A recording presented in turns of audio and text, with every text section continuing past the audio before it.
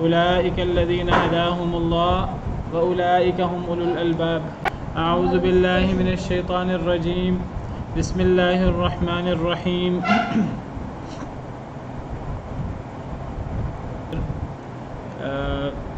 ایک پوائنٹ ہے جس پر میں تھوڑی روشنی ڈالنا چاہتا ہوں، لہٰذا اسے دوبارہ پڑھ رہا ہوں۔ میں نے کل ذکر کیا تھا کہ اس آیت کریمہ کے اندر اللہ تعالیٰ نے عورتوں کی طلاق اور عدت گزرنے کی صورت میں رجوع کرنے کی بھی اجازت دی ہے اور چھوڑنے کی اجازت بھی دی ہے عدت کے بعد۔ اور پچھلی آیت میں بھی الطلاق مرتان فامساک بمعروف و تسریح باحسان میں بھی اسی بات کا ذکر ہے۔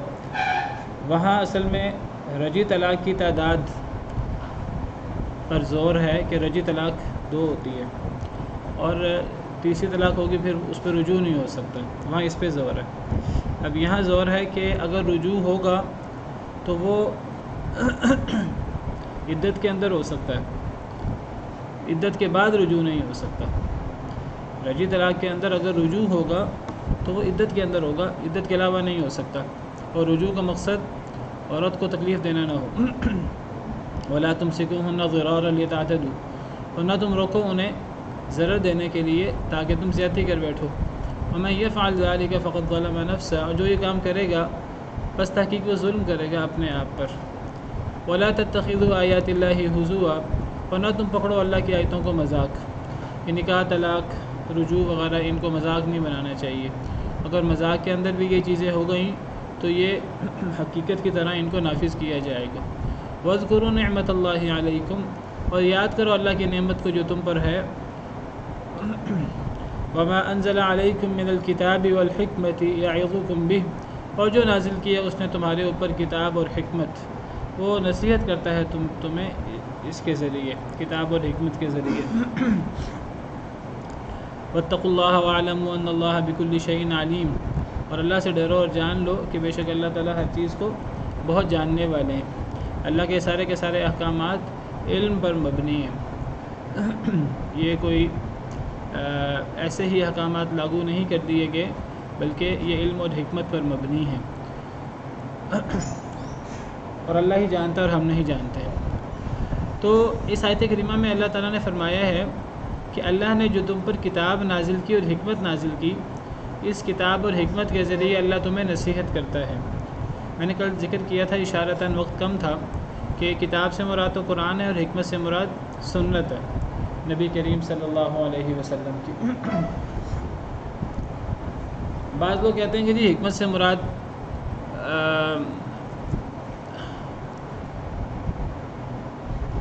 دانائی کی باتیں ہیں، اجتہادی باتیں ہیں۔ یہ بات صحیح نہیں ہے۔ حکمت سے مراد شریعت کے علاوہ کوئی کسی کا اجتہاد وہ مراد نہیں ہے، عام دانائی کی باتیں مراد نہیں ہیں۔ حکمت سے مراد قرآن کے علاوہ وہی ہے۔ تو جب کتاب اور حکمت کا ذکر ہو تو کتاب سے مراد قرآن کریم ہوتا ہے اور حکمت سے مراد سنت ہوتی ہے۔ اللہ تعالیٰ نے جس طرح قرآن کو نازل کیا ہے، کتاب کو نازل کیا ہے، اسی طرح اللہ تعالیٰ نے حکمت کو بھی نازل کیا ہے۔ حکمت بھی اللہ کی طرف سے نازل ہوئی ہے۔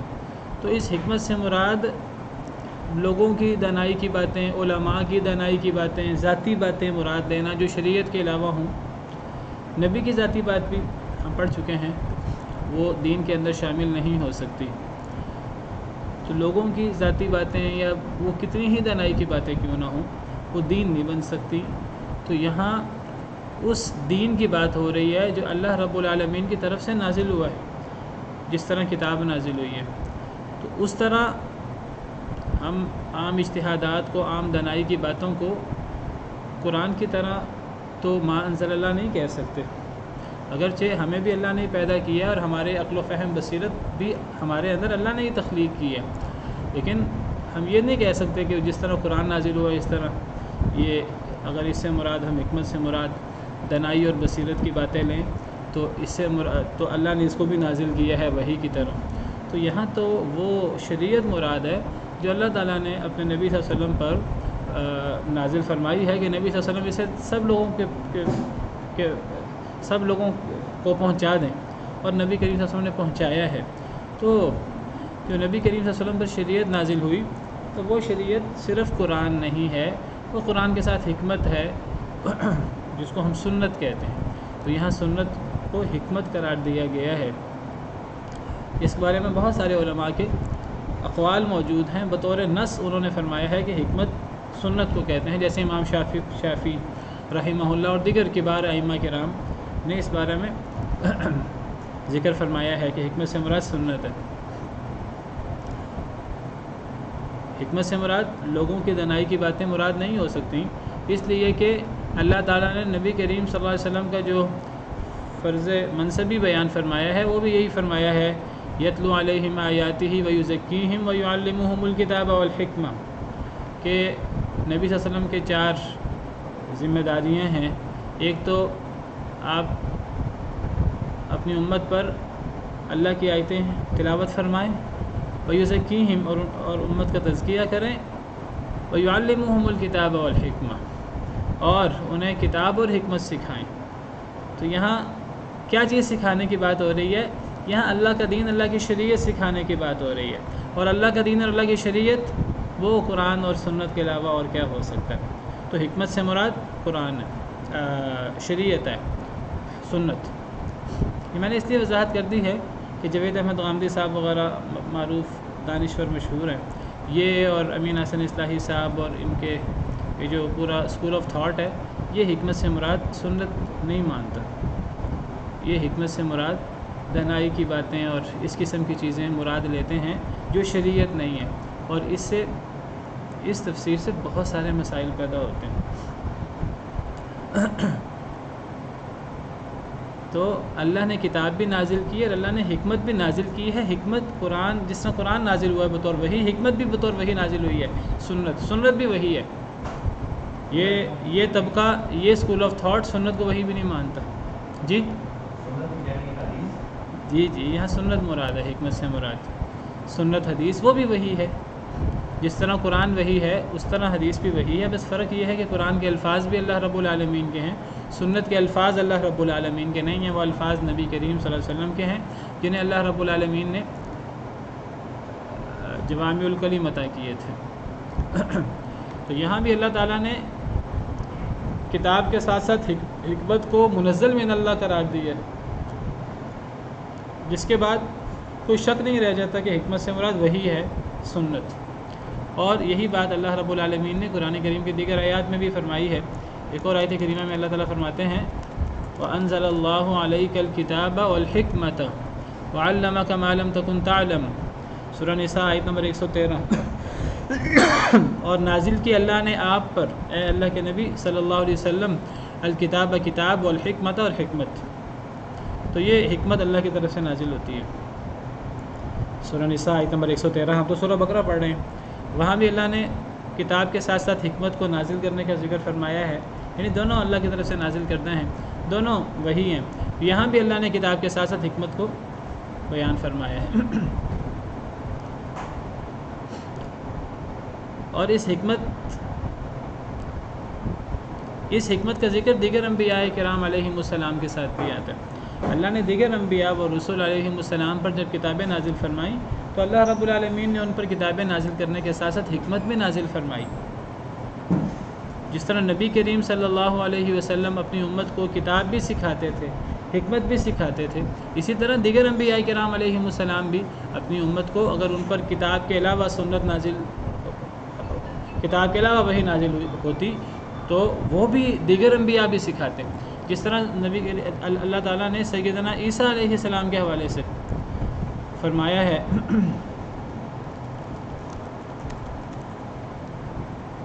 سورہ آل عمران آیت نمبر 48، اللہ فرماتے ہیں حضرت عیسیٰ علیہ السلام کے حوالے سے وَيُعَلِّمُهُ الْكِتَابَ وَالْحِكْمَةَ وَالتَّوْرَاةَ وَالْإِنْجِيلَ، کہ عیسیٰ علیہ السلام سکھائیں گے اور اللہ سکھائیں گے حضرت عیسیٰ کو الکتاب کتاب، والحکمت اور حکمت، والتوراۃ والانجیل اور تورات اور انجیل۔ تو یہاں حضرت عیسیٰ علیہ السلام پر جو اللہ کی طرف سے کتاب نازل ہونی تھی، یہ حضرت عیسیٰ کی پیدائش کا ذکر ہے۔ پچھلی آیات میں حضرت مریم کا ذکر ہے کہ جب حضرت مریم کو بشارت ملی کہ اللہ تعالیٰ بشارت دیتے ہیں آپ کو ایک کلمہ کی جو اللہ کی طرف سے ہے، جس کا نام مسیح عیسیٰ بن مریم ہوگا، تو وہ لوگوں سے گود میں بھی کلام کرے گا، لوگوں سے ادھیڑ عمری میں بھی کلام کرے گا۔ تو فرمایا کہ اللہ تعالیٰ انہیں، اس بچے کو اللہ کتاب بھی سکھائیں گے اور حکمت بھی سکھائیں گے، یعنی اللہ حضرت عیسیٰ پر کتاب بھی اتاریں گے، حکمت بھی اتاریں گے، اور اللہ انہیں سکھائیں گے یہ چیزیں۔ اور پھر سیدنا عیسیٰ علیہ السلام جو اللہ کے جلیل القدر رسول اور پیغمبر ہیں، وہ یہ چیزیں پھر اپنی امت کو سکھائیں گے۔ تو کتاب اور حکمت یہ دونوں اللہ کی طرف سے وحی ہوتے ہیں، اللہ کی طرف سے نازل ہوتے ہیں، اور یہ دونوں وحی ہیں، منزل من اللہ ہیں، یہ دونوں شریعت ہیں۔ جس طرح قرآن کریم کی تلاوت ہوتی ہے، اسی طرح اس حکمت کی بھی تلاوت ہوتی ہے۔ اس حکمت کو بھی پڑھنا چاہیے، اور جس طرح قرآن کریم سے تدبر کر کے، غور و فکر کر کے اپنی اصلاح کرنی چاہیے، اسی طرح حکمت کو پڑھ کر، اس کی تلاوت کر کے، اس کے اندر غور و فکر کر کے، تدبر کر کے اپنی اصلاح کرنی چاہیے۔ اس طرح سورہ احزاب کے اندر اللہ رب العالمین کا ارشاد ہے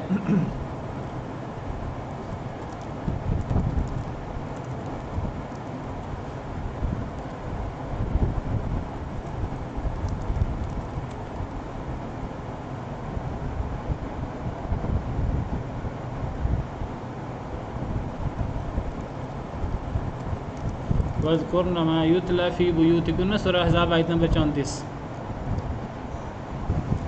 اللہ تعالیٰ فرماتے ہیں ازواج مطہرات کو، وَاذْكُرْنَ مَا يُتْلَى فِي بُيُوتِكُنَّ مِنْ آیَاتِ اللَّهِ وَالْحِکْمَةِ، اور یاد کرو اے ازواج مطہرات جو تلاوت کیا جاتا ہے تمہارے گھروں میں، نبی کریم صلی اللہ علیہ وسلم کے گھروں میں، جو نبی کریم صلی اللہ علیہ وسلم نے ازواج مطہرات کو گھر بنا کر دیے، تو ان گھروں میں جو تلاوت کی جاتی ہے اس کو یاد کرو اے ازواج مطہرات، من آیات اللہ والحکمہ، اللہ کی آیات اور حکمت۔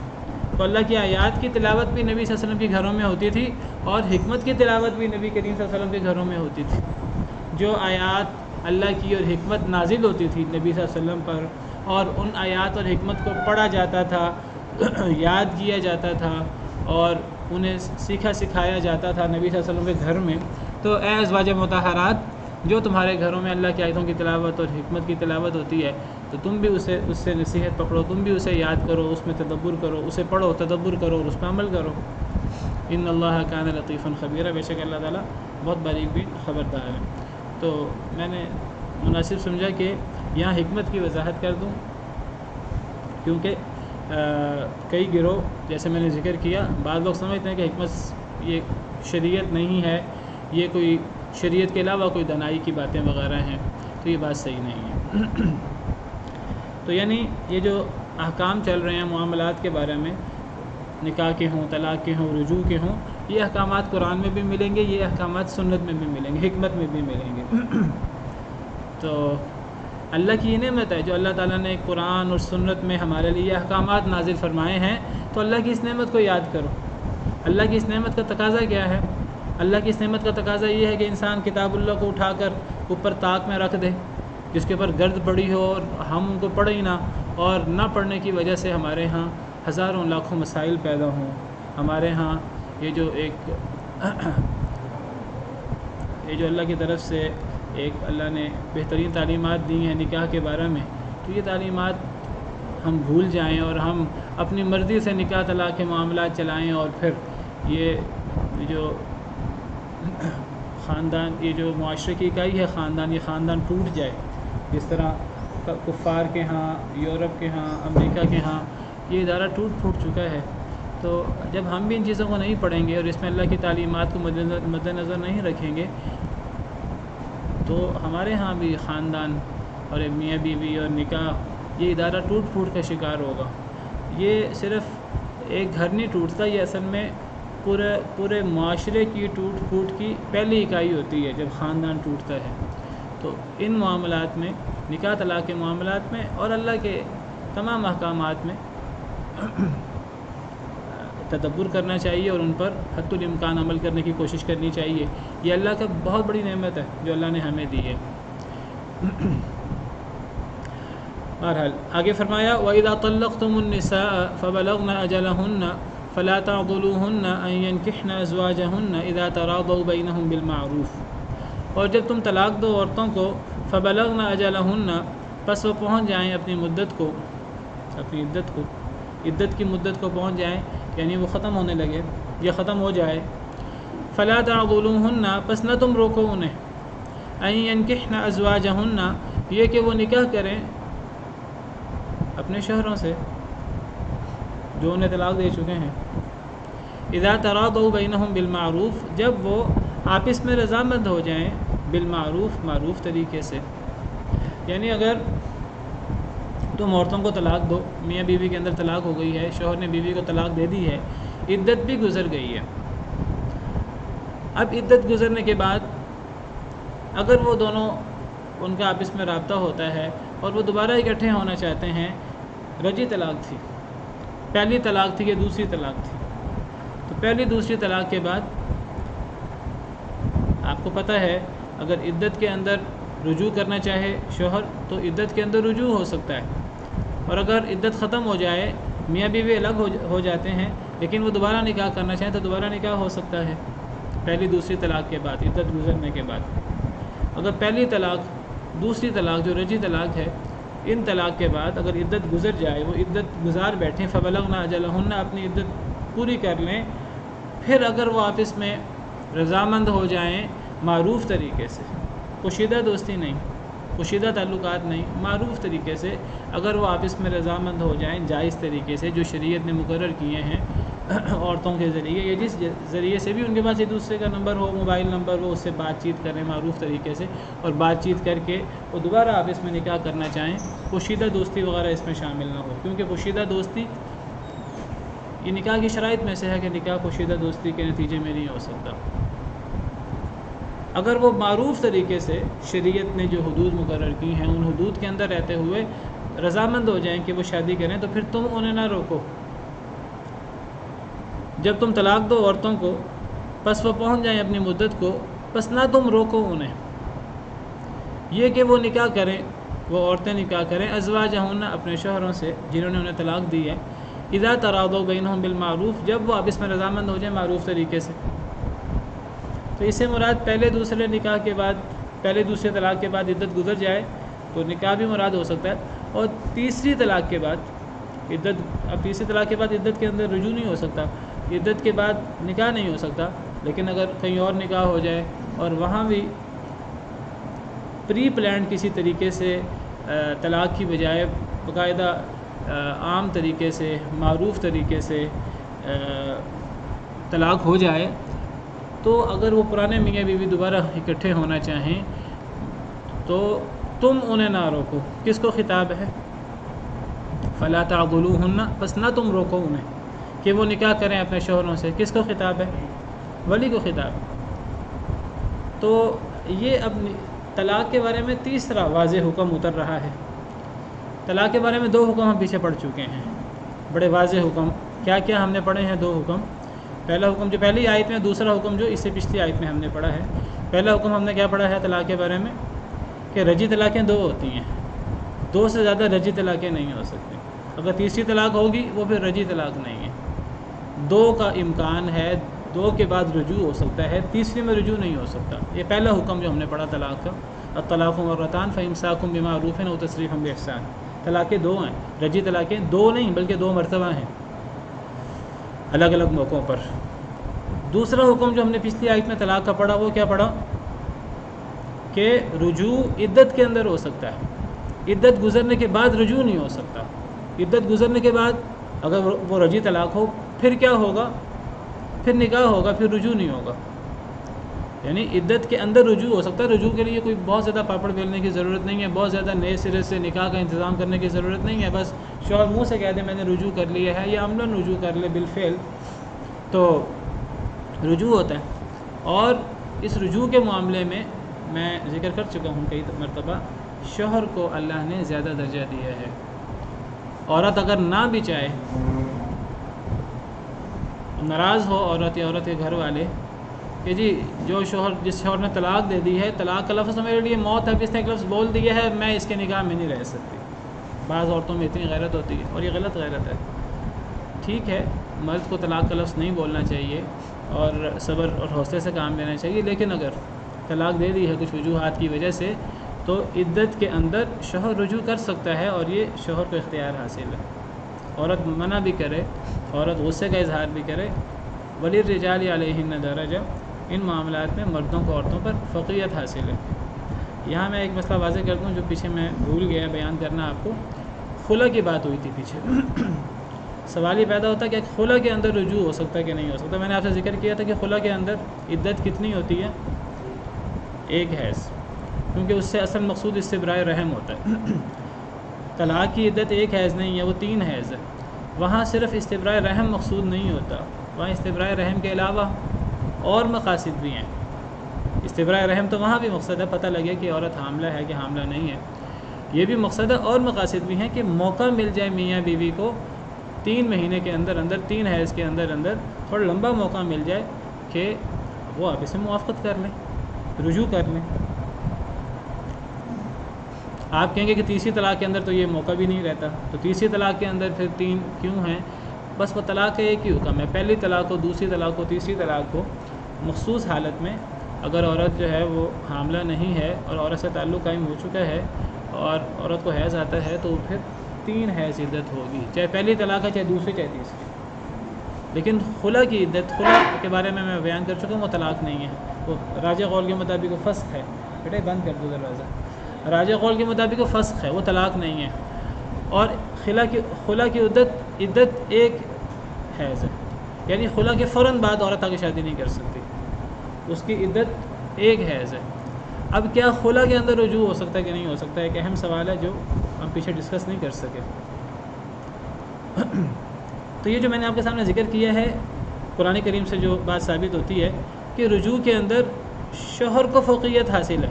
وَبُعُولَتُ، جو ہم نے پڑھا پیچھے آیت نمبر 228 میں، وَبُعُولَتُهُنَّ أَحَقُّ بِرَدِّهِنَّ فِي ذَلِكَ إِنْ أَرَادُوا إِصْلَاحًا، ان کے شوہر رد کرنے میں، رجوع کرنے میں زیادہ حق رکھتے ہیں۔ قرآن کا واضح نص ہے کہ رد کرنے میں، عدت کے اندر رجوع کرنے میں شوہر کو زیادہ حق حاصل ہے۔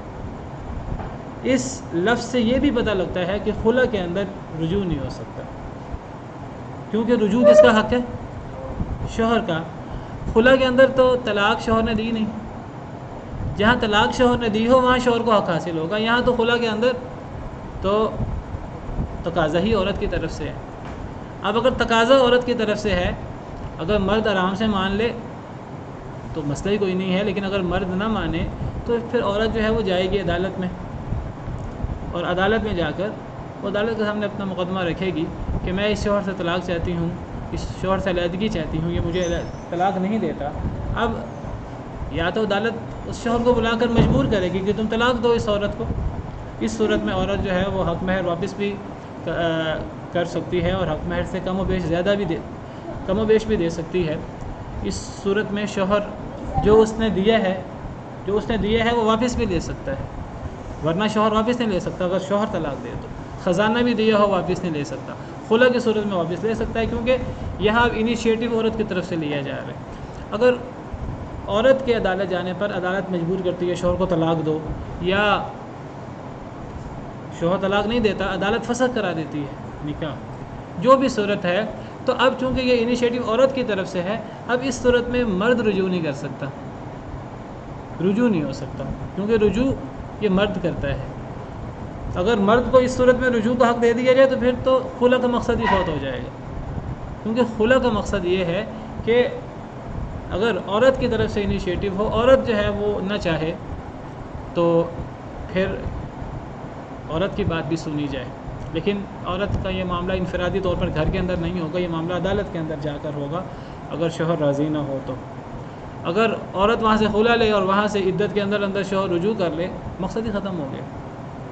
اور رجوع عورت نہیں کرتی، رجوع تو مرد ہی کرتا ہے۔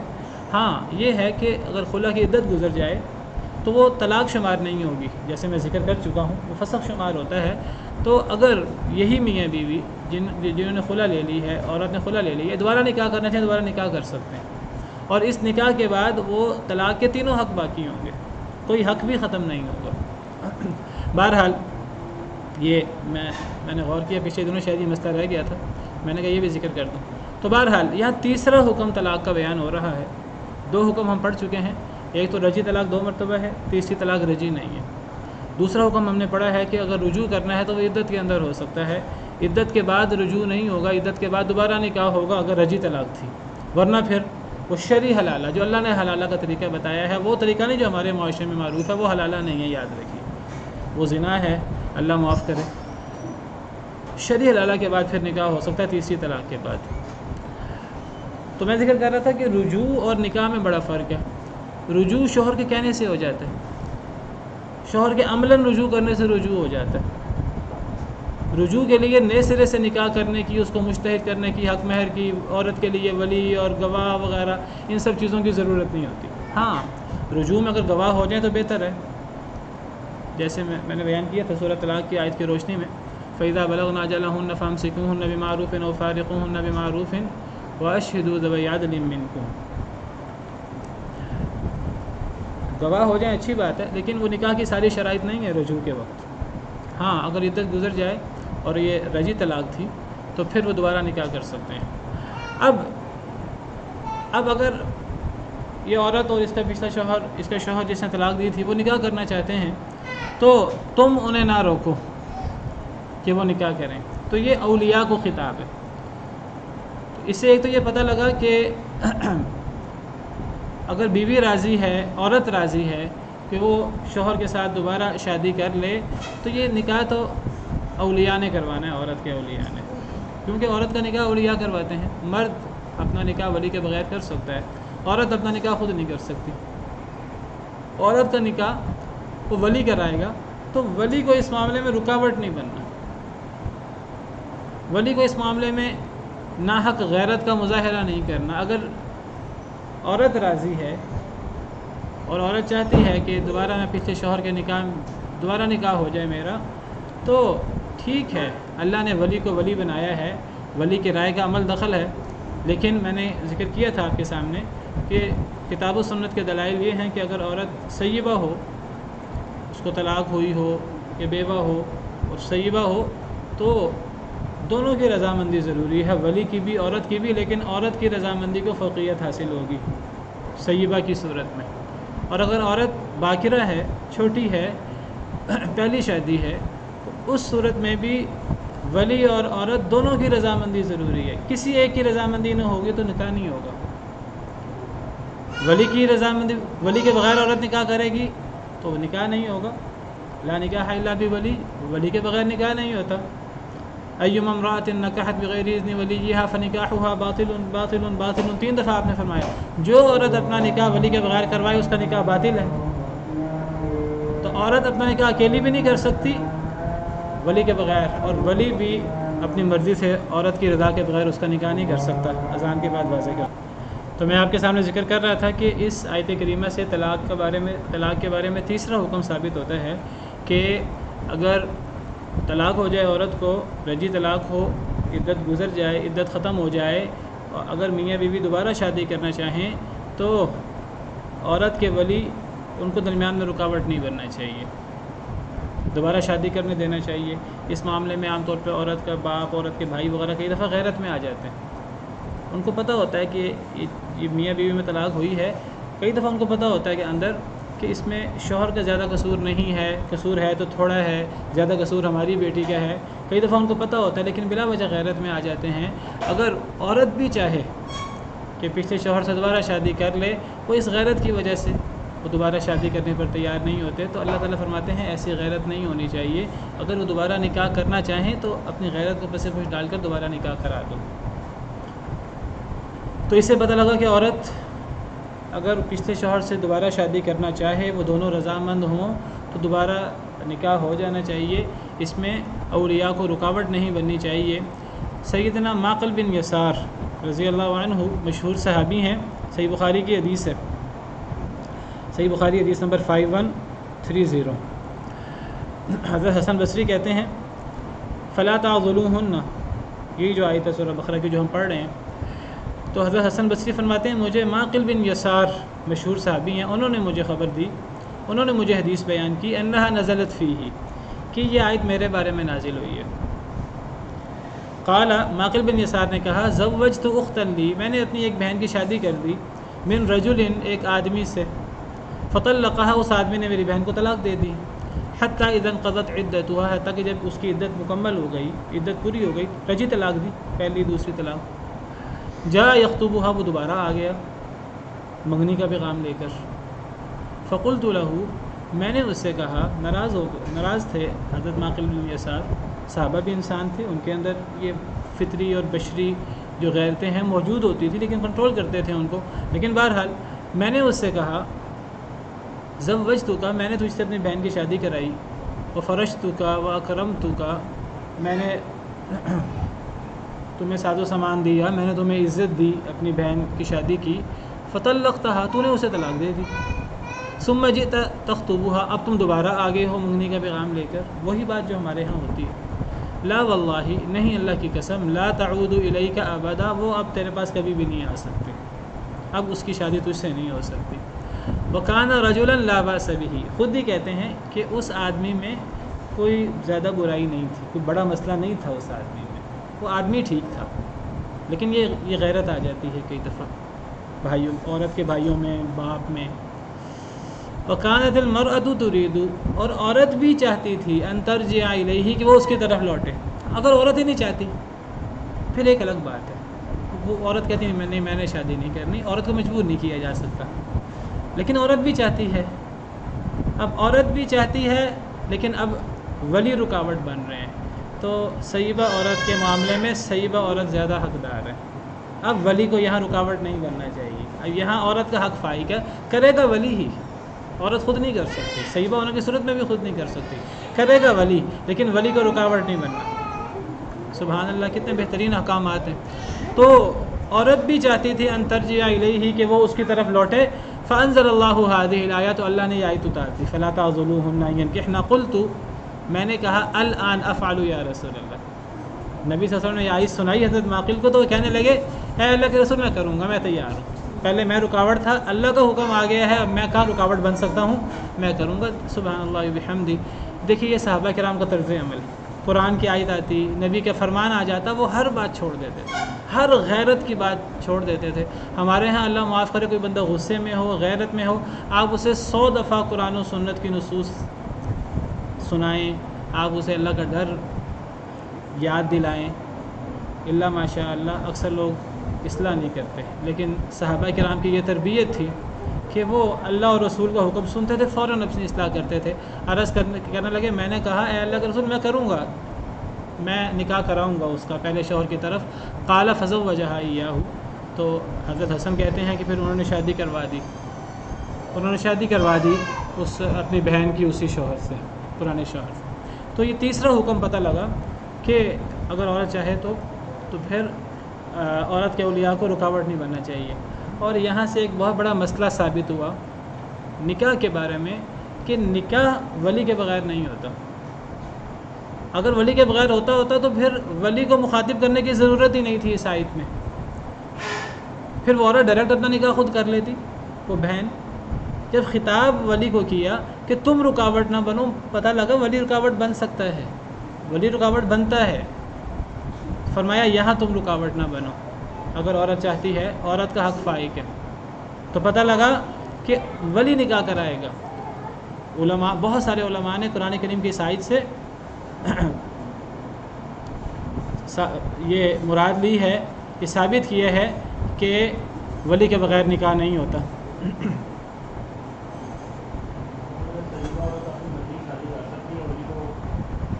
جی ولی کے ساتھ کر سکتی، ولی کے بغیر نہیں کر سکتی۔ دیکھیں سیبہ عورت باکرہ عورت کے مقابلے میں ان معاملات میں وہ ایکسپیرینس بھی رکھتی ہے، اور وہ ان معاملات میں آگے بڑھ سکتی ہے، کسی حد تک بالکل کر سکتی ہے، اس میں بلا وجہ ہمیں رکاوٹ نہیں بننا چاہیے، بلا وجہ ہمیں جو ہے وہ عورت کو روکنا بھی نہیں چاہیے، شرعی حدود کے اندر معروف طریقے سے بالکل کر سکتی ہے۔ باکرہ عورت یہ کام نہیں کرتی، اور جو ہے وہ اس کو کرنا بھی نہیں چاہیے، اس کے اندر شرم بھی زیادہ ہوتی ہے، اور اسے ایکسپیرینس بھی نہیں ہوتا بالکل بھی۔ اور میں ذکر کر رہا تھا اذان سے پہلے کہ باکرہ عورت بھی ہو، وہاں اگرچہ ولی کا حق زیادہ ہے، ولی باکرہ عورت کا نکاح بھی باکرہ عورت کی مرضی کے بغیر نہیں کر سکتا. اگر کر دے تو وہ نکاح فسخ ہو جائے گا. اگر باکرہ عورت چلی جائے عدالت میں، شکایت تک کہ چلی جائے، نکاح فسخ ہو جائے گا.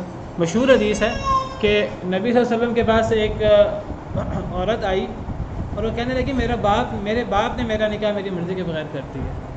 تو نبی صلی اللہ علیہ وسلم نے پوچھا اس کے باپ سے، پتہ لگا واقعی بات صحیح ہے، تو آپ نے نکاح فسخ کر دیا. اس سے پتہ لگتا ہے کہ نکاح میں ولی کی رضامندی بھی ضروری ہے، عورت کی رضامندی بھی ضروری ہے. کمواری لڑکی کی شادی میں ولی کا حق زیادہ ہے کیونکہ وہ تجربہ کار زیادہ ہے اور لڑکی کو تجربہ نہیں ہے. لیکن حق زیادہ ہونے کا مطلب یہ نہیں ہے کہ وہ اس کی مرضی کے بغیر ہی نکاح کر دے. اس کو پوری طرح راضی کرنا ہوگا، مطمئن کرنا ہوگا وہاں. لیکن اگر عورت خاموش رہے، وہ خاموشی اس کی رضا ہے. اور اگر سیبہ عورت ہے وہاں بھی ولی کی رضا بھی لازمی ہے، عورت کی رضا بھی لازمی ہے. عورت کی رضا کو فوقیت ہے، ولی کو عورت کی رضا کو فوقیت دینی چاہیے. لیکن اس کا مطلب یہ نہیں ہے کہ وہاں عورت خود اپنی شادی کر لے. وہاں بھی عورت کی مرضی کے بغیر شادی، عورت اگر ولی کی مرضی کے بغیر شادی کرے گی، ولی کے بغیر شادی کرے گی، وہ نکاح نہیں ہوگا. یہ بات یاد رکھیے، چاہے وہ سیبہ عورت ہی کیوں نہ ہو. تو یہ دیکھیے امام بخاری رحمہ اللہ نے صحیح بخاری کے اندر باب قائم کیا ہے، باب من قال لا نکاح الا بولی. باب جو علماء کہتے ہیں کہ ولی کے بغیر نکاح نہیں ہوتا. پھر یہ باب قائم کر کے امام بخاری کہتے ہیں لقول اللہ تعالی، اللہ کے اس فرمان کی وجہ سے، فلا تعضلوہن. ان لوگوں کی سب سے بڑی دلیل کیا ہے؟ اللہ کا یہ فرمان کہ اللہ نے ولی کو خطاب کیا ہے کہ تم نہ روکو. تو جب ولی کو اللہ نے خطاب کیا ہے تو پتہ لگا ولی روک سکتا ہے، یعنی اللہ نے ولی کو خطاب کیا. پھر وہ کہتے ہیں کہ اس کے اندر سیب بھی شامل ہے اور اس کے اندر بکر بھی شامل ہے. یعنی سیب کا نکاح بھی ولی کرے گا، بکر کا نکاح بھی، یعنی شوہر دیدہ عورت کا نکاح بھی ولی کرے گا اور کنواری لڑکی کا نکاح بھی ولی کرے گا. پھر فرماتے ہیں وَلَا تُنْكِحُوا الْمُشْرِكِينَ حَتَّى يُؤْمِنُوا. یہ آیت بھی اس بات کی دلیل ہے کہ ولی کے بغیر نکاح نہیں ہوتا، جو ہم نے پڑھی تھی پیچھے. اور میں نے آپ کو تنکحوا اور تنکحوا کا فرق بتایا تھا. جب مردوں کا ذکر تھا وَلَا تَنْكِحُوا الْمُشْرِكَاتِ، جب عورتوں کا ذکر تھا وَلَا تُنْكِحُوا الْمُشْرِكِينَ. خطاب مردوں کو کیا ہے، نہ تم نکاح کراؤ مشرک مردوں سے. اور پھر تیسری آیت بھی پیش کرتے ہیں وَأَنْكِحُوا الْأَيَامَ مِنْكُمْ. یہ سورہ نور کی آیت ہے. وَأَنْكِحُوا الْأَيَامَ مِنْكُمْ کیا مطلب؟ اللہ ولیوں کو کہہ رہے ہیں کہ جو غیر شادی شدہ ہیں ان کا نکاح کرا دو، نکاح کرا دو. تو ولی کو اللہ خطاب کر رہے ہیں کہ غیر شادی شدہ کا نکاح کرا دو. تو نکاح ولی کراتے ہیں. عورت اگر ہو تو ولی نکاح کراتا ہے، عورت نکاح خود نہیں کرتی. ان آیات سے یہ بات ثابت ہوتی ہے. اور پھر احادیث مبارکہ واضح ہیں، جیسے میں نے پہلے بھی بیان کی تھی. یہ سنن نبی داؤد کی حدیث ہے، صحیح حدیث ہے.